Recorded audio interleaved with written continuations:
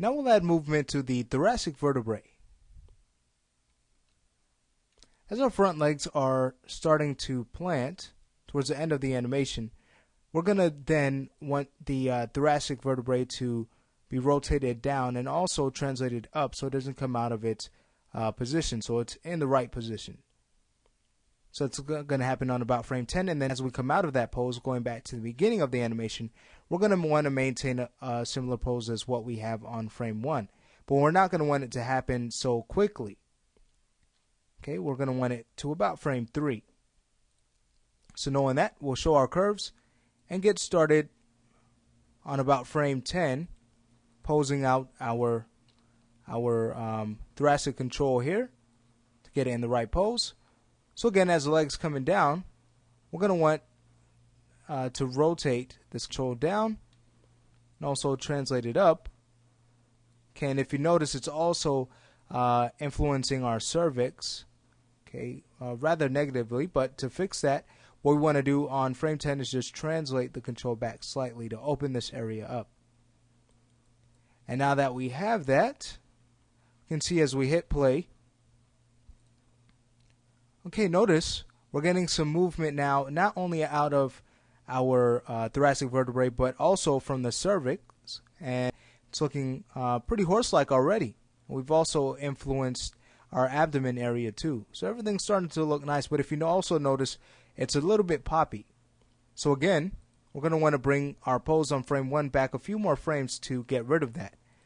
Let's go ahead and, with it selected, we'll go to our graph editor, and we're going to want to frame up our keys here.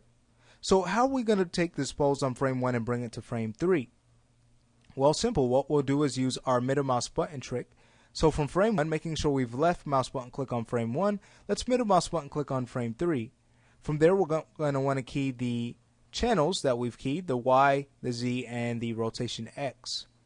So once our 3 channels are now keyed on frame 3, we're also going to want not want it as it is now, where we have the same pose on frames 1 to frame 3. We're going to want to adjust frames 1 and also 13, so we get a nice flow right back into frame 3 and to frame 10, where we've had our next pose.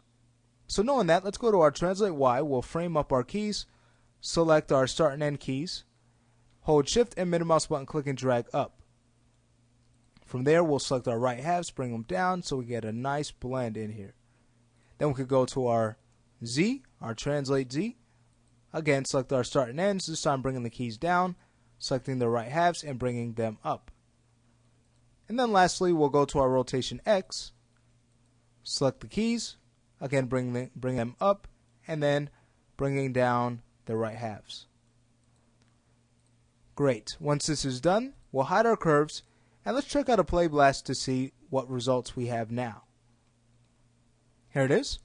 So we can see from animating that control how much more horse-like our animation is looking now. We've really taken care of a majority of our cervix animation too, just from animating the thoracic vertebrae. And you can also notice a slight change in our abdomen too. Okay, the secondary motion there. So things are really starting to come along well. And we just have a few more things to do before this animation is actually wrapped up. Okay, we have the head to animate, okay, as well as making a few tweaks to our cervix. We have the ears to do, and lastly, the tail before this gallop cycle is finished.